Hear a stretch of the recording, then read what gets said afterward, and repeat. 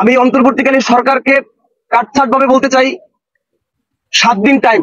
আগুনটাকে আসলে লাগছে নাকি কাফির পরিবার নিজেরাই লাগাই দিয়ে সরকার থেকে একটা সুযোগ সুবিধা নেওয়ার চেষ্টা করছে? অন্তর্বর্তীকালীন সরকার এটাই বের করলেন যে কাফির বাড়িতে আগুন দেয়া হয়নি, আগুন নিজে লাগিয়েছেন সরকারি অনুদানের জন্য। এরকমই কথা ফুটে উঠেছে। কথাটি কতটুকু যুক্তিযুক্ত রয়েছে আমরা আজকে ভিডিও দেখলে বুঝতে পারবো। বলছেন যে স্বৈরাচার শেখ হাসিনার দোসররাই এই ঘটনা ঘটিয়েছে, কিন্তু জানা গেল আগুন সে নিজেই লাগিয়েছে। নিজের কপাল নিজে কিভাবে খুলতে হয় কাফি একটা জলযন্ত্র উদাহরণ, এবং সে সেই সিস্টেম করলো। তাহলে কি নিজেই নিজের বাড়িতে আগুন লাগিয়ে এবার সরকারের কাছে টাকা চেয়ে বিলাসিতা বাড়ি করে ফেলবেন, কোটি কোটি টাকা সরকারের কাছে হাতিয়ে নেবেন? ডক্টর ইউনূস কি তার আসলে এই পয়েন্টটা ধরতে পেরো না? সকল উত্তর মিলছে আজকের ভিডিওতে। আপনারা ইন্ট্রো থেকে বুঝতে পেরেছেন আজকে ভিডিও কতটা গুরুত্বপূর্ণ। তাই আমি ছোট একটা রিকোয়েস্ট করবো, চ্যানেল যদি নতুন হয়ে থাকেন অবশ্যই চ্যানেলটিকে সাবস্ক্রাইব করবেন এবং আমার মন্তব্য অবশ্যই আমাদের কমেন্ট বক্সে জানিয়ে দিবেন। এবং চলুন আমরা সরাসরি এখন প্রতিবেদনটি দেখবো। আপনাদের মূল্যবান সময় কোনোভাবে নষ্ট করতে চাই না, চলুন সরাসরি প্রতিবেদনটি দেখে নিন। কাফির বাড়িতে গেল রাতে দুর্বৃত্তরা আগুন দিয়েছে। এমনকি যখন আগুন দেওয়া হয় তার পরিবারের সদস্যরা ঘরের ভেতরে ছিল। তার দাবি বা তার বাবার দাবি বাহির থেকে দরজা আটকে ভেতরে আগুন দিয়ে দেওয়া হয়েছে। তো তারা কিভাবে বের হয়ে গেলেন? যে যেমনে পারছে ঘরের দরজা টরজা ভাঙিয়া তারা বের হয়ে গেছেন।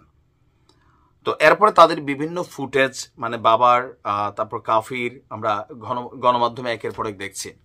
তো কেউ কেউ বলছেন যে কাফি গণমাধ্যমে যে বক্তব্যটা দিচ্ছেন যে 7 দিন সময় দিয়েছেন, এই 7 দিন তিনি কি কি কাজে সময় দিচ্ছেন? একটা দিচ্ছেন হচ্ছে যে তার বাড়িতে যারা এই অগ্নিকাণ্ডের ঘটনা ঘটিয়েছে তাদেরকে গ্রেপ্তার করা। আমরাও মনে করি যে 7 দিনের মধ্যেই কাফির বাড়িতে যারা আগুন দিছে তাদেরকে গ্রেপ্তার করা হোক। তবে কাফি একটা জিনিস ভালো করছে, কোনটা? তাকে বারবার জিজ্ঞেস করা হচ্ছিল আপনি কাউকে সন্দেহ করেন কিনা, মানে ছাত্রলীগ যুবলীগ এলাকার কাউরে। তো কাফি বলছে যে ভাই মিশা কথা কইতে পারবো না, আমি দেখি নাই, তো আমি কারোর কথা বলতে পারবো না, পুলিশ এটারে তদন্ত করবে। নাম্বার 2, কাফি বলছে যে আমার এই যে ঘরটা ছিল এই ময়লা আবর্জনা পোড়া ধ্বংসাশেষ সরিয়ে এখানে নতুন একটা ঘর করে দিতে হবে ইউনূস সরকারের। এই বক্তব্যটা আসার পর আমাদের যে কমেন্টে আপনি যদি দেখেন তখন আসা হয়েছে কি যে আগুনটাকে আসলে লাগছে নাকি কাফির পরিবার নিজেরাই লাগাই দিয়ে সরকার থেকে একটা সুযোগ সুবিধা নেওয়ার চেষ্টা করছে। কাফি নিজেই মনে হয় তার পরিবারের মধ্যে তারা কেউ ঘরে ছিল না, সবাই বাইরে এসে টেকনিক্যালি আগুন লাগাই দিছে। তার বাবার শরীরে কোনো মানে অগ্নিকাণ্ডের এই যে ঘরের মধ্যে তিনি ছিলেন আগুন লেগে গেছে, সে অগ্নিদগ্ধ ঘর থেকে তারা বের হইলেন।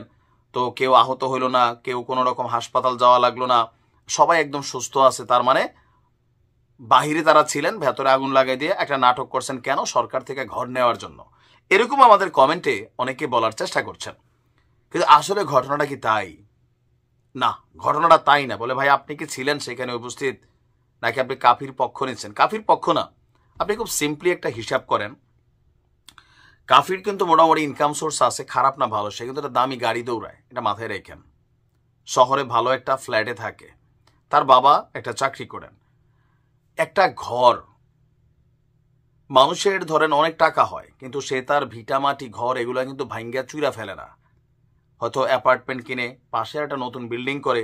একটা ঘর মানে একটা মানুষের পুরা জীবনের স্মৃতি। এখন মানে ভাইরাল হবার জন্য অথবা সরকার থেকে একটা ঘর পাবার জন্য নিজের বাড়িতে কেউ আগুন লাগাই দিবে, আমি মনে করি এতটা ন্যাক্কারজনক ঘটনা অন্তত কাফির দ্বারা করা সম্ভব না। এতটা ন্যাক্কারজনক আমার এটা কোনোভাবেই বিশ্বাস হয় না। তো এটা যারা বলছেন তারা কারা? বেসিক্যালি তারা আওয়ামী লীগের অনুসারী। তাদের কাছে কাফি একটা বড় কালপ্রিট। কেন?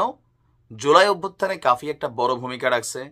আবার গেল 32-এ যেদিন ভাঙচুর হলো কাফি খুব এনজয় করছে, তো এনজয়ের শাস্তি নগদে কিন্তু পায়ে গেছে, এটা আলাদা ইস্যু। কিন্তু নিজের ঘরে নিজে আগুন দিয়া দিবে, জ্বালাই ফেলবে একটা বাড়ি পাওয়ার লোভে, এটা আমার বিশ্বাস হয় না। তবে হ্যাঁ, কাফির এই জায়গাতে একটু বক্তব্য দেওয়ার সময় মাথা খেলানো উচিত ছিল। সে যখন সে বলছে যে একটা ঘর আমারে করে দিতে হবে সরকারের মাধ্যমেই, তখন হয়তো এটা নিয়ে এই আলোচনাটার সুযোগ আসছে, এছাড়া কিন্তু আসা নাই। আবার অনেকে বলছেন যে কয়েল জ্বালাইয়া সবসময় ভিডিও বানায়, হয়তো মশার কয়েল থেকেই অগ্নিকাণ্ডের ঘটনা ঘটে। বাংলাদেশে অনেক জায়গায় ঘটে, সিগারেটের আগুন থেকে নানান ঘটনা ঘটে, কিন্তু পরিকল্পিতভাবে তার এই বাড়িতে আগুন লাগানো হয়েছে, এটা কাফির দাবি। আর আপনারা যারা মনে করার চেষ্টা করছেন বা বিশ্লেষণ করার চেষ্টা করছেন যে কাফির নতুন ঘর পাওয়ার জন্য নিজের ঘরে নিজে আগুন দিয়ে দিছে, এটা আসলে কখনোই বিশ্বাসযোগ্য একটা ইস্যু না। অন্তত কাফির পজিশন থেকে যতটুকু আমরা এই ছেলেটারে চিনি, অ্যান্ড পলিটিক্যাল পয়েন্ট অফ ভিত্তিতে পছন্দ অপছন্দের ইস্যু থাকতেই পারে, কিন্তু নিজের বাড়িতে নিজে আগুন লাগাই দিব, এত পাগল নিশ্চয়ই কাফি হয় নাই। বা একটা ঘর সরকার করলে কত দিব? সরকার তার ডুপ্লেক্স করে দিত না, 2, 4, 5, 10 লাখ। তো কাফির যে সোশ্যাল মিডিয়া প্ল্যাটফর্ম, এখানে তার মাসে 10-20 লাখ টাকা এমনি ইনকাম করে, বুঝতে হবে। তো এইসব সামান্য পয়সার জন্য সে এরকম ঘৃণ্য কাজ করবে না। রাতারাতি জিরো থেকে হিরো কন্টেন্ট ক্রিয়েটর কাফি, নতুন তিনি লিখেনো কবিতা। তো তার বাড়িতে যেই ঘটনা ঘটেছে, তিনি বলছেন যেটা 32-এর ঘটনার প্রতিশোধ। তো প্রকৃতি প্রতিশোধ নিবেই, আপনি যা করবেন আপনার উপর তা ফিরে আসবে। এটা হয়তো একটু বুঝতে সবারই লেট হয়, তবে আমাদের আলোচনার বিষয়টা ওইখানে না। আমি একটু আশ্চর্য হয়েছি, বা অনেকে, আমি নিজেও আইডিগুলার ভিজিট করছি, সার্জিস আলম এবং হাসনাত আবদুল্লাহ। কাফি এই জুলাই অভ্যুত্থানে খুবই ফ্রন্ট লাইনে থাকা কিন্তু একজন ব্যক্তি। তার বাড়িতে যে আগুন লাগলো, সারা বাংলাদেশের মিডিয়া কথা বলেছে, নিউজ করেছে, রিপোর্ট হয়েছে, কিন্তু সার্জিস আলম এবং হাসনাত আবদুল্লাহ তাদের ফেসবুক পেজ থেকে বা আইডি থেকে একটা পোস্টও আমি এই কাফির উদ্দেশ্যে পাই নাই। এখন হতে পারে অন্য কোনো টেলিভিশন টক শোতে তারা হয়তো কথা বলেছেন, কিন্তু বিষয়টা নিয়ে যারা ছাত্র জনতা আছে তাদের মধ্যে একটা চাপা ক্ষোভ, অথবা বিষয়টা একটু কেমন জানি হয়ে গেল না, যে কাফির বাড়িতে আগুন লাগছে, 32 ভাঙ্গার সময় ফ্রন্টলাইনে নেতৃত্ব দিছে, যেটা ছাত্র জনতার যারা নায়ক আছেন সার্জিস হাসনাতদের চাওয়া ছিল, তারা সেখানে যায় নাই, কিন্তু তাদের কাজটাই এই কাফিরা ঘটাই দিছে। আবার সেই কাফিদের বাড়িতে আগুন লেগে গেছে, কাশেম মরে গেছে, কাশেমের জন্য কিন্তু রাজপথে নেমে গেছে, এবং আওয়ামী লীগকে ব্যান করার জন্য তারা সেখানে প্রতিবাদ করছে।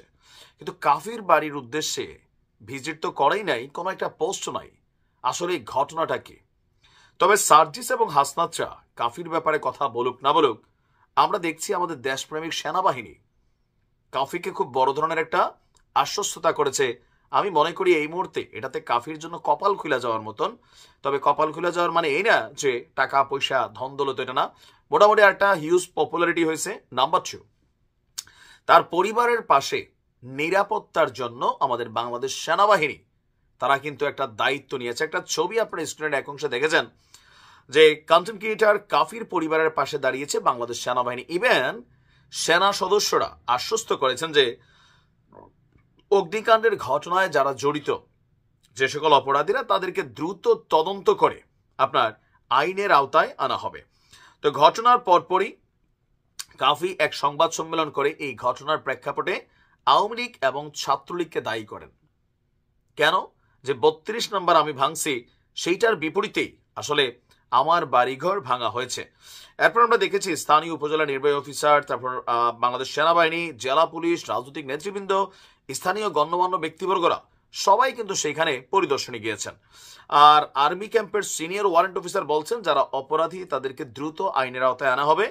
আর বাংলাদেশ সেনাবাহিনী সবসময়ই জনগণের সাথে আছে, কাফির সাথেও আছে। আর প্রশাসনের ঊর্ধ্বতন কর্মকর্তারা বলছেন যে এখানে যতটুকু নিরাপত্তা দরকার সেই নিরাপত্তার তারা ব্যবস্থা করবে। আর সেনাবাহিনীর এই উদ্যোগকে স্বাগত জানিয়েছেন স্থানীয় বাসিন্দারা। তাদের আশা যে দ্রুত বিচার নিশ্চিত করে দৃষ্টান্তমূলক শাস্তি দিবে। কিন্তু যেখান থেকে আমরা বলতে চাই যে এখানে কাফি যে আলটিমেটাম দিচ্ছে 7 দিনের, তার বাড়িকে রিবিল্ড করা, আমার ধারণা এখানে কিছুটা হলেও সে পেয়ে যাবে। তার বাবার দিনের যে টিনের ঘরটা ছিল, নাকি টিন শেড বিল্ডিং ছিল, আই ডোন্ট নো, দেখা মনে হচ্ছে টিনের ঘর ছিল। তো এখানে কাফির চাহিদা হচ্ছে এখানে নতুন একটা ঘর সরকারি উদ্যোগে দিতে হবে, ইভেন তাদের নিরাপত্তা নিশ্চিত করতে হবে। তো নিরাপত্তার ইস্যুটা আমরা দেখেছি সেনাবাহিনী তারা দায়িত্ব নিছে, অপরাধীদেরকে ধরারও দায়িত্ব নিছে, পুলিশও নিচ্ছে, ডিবিও কাজ করছে। বাট এর পাশাপাশি সার্জিস এবং হাসনাত কেন আসলে কাফির ইস্যুটাতে একদম নীরবতা পালন করছে? আমি দুঃখিত যদি এমন হয়ে থাকে যে তারা কোনো গণমাধ্যমকে সাক্ষাৎ দিছে, এই ব্যাপারে কোনো বক্তব্য দিছে, হয়তো এটা আমার নজরে পড়ে নাই। বাট তাদের যে ভেরিফাইড ফেসবুক আইডি, যেখান থেকে তারা সবকিছু ডাক দেন, যেমন গতকালকে থেকে আজারি হুজুরের থাম্বনেইল এবং হেডলাইনটা মূলত ছিল কমেন্ট দাতাদের, অর্থাৎ সোশ্যাল মিডিয়াতে যে কমেন্ট দাতা এরকমটাই কথা বলছিলেন নিজে নিজের বাড়িতে আগুন লাগিয়ে সে এরকম একটি বিলাসবহুল বাড়ি পাবে সরকারের কাছ থেকে, এটাই তার প্ল্যান ছিল। সন্দেশ এই কথাটা যে ভিত্তিহীন এটা আমরা সকলেই জানি। অথচ এই ব্যাপারগুলো আপনাদের কি মন্তব্য অবশ্যই আমাদের কর্মসূচি, এবং কাফিকে কি পরিমাণ অর্থ দেওয়া উচিত, যেহেতু জুলাই আন্দোলনে তিনি মুখ্য একটা কাজে তিনি কাজ করেছেন এবং দেশের জন্য লড়েছেন বিনা স্বার্থে, তাকে কি দেওয়া উচিত, ডক্টর ইউনূসকে কতটুকু করা উচিত তার সম্পর্কে অবশ্যই আমাদের কর্মসূচি দিন। আজকে ভিডিও পর্যন্তই। চ্যানেল সাবস্ক্রাইব করুন, বন্ধু হয়ে পাশে থাকুন। আল্লাহ হাফেজ।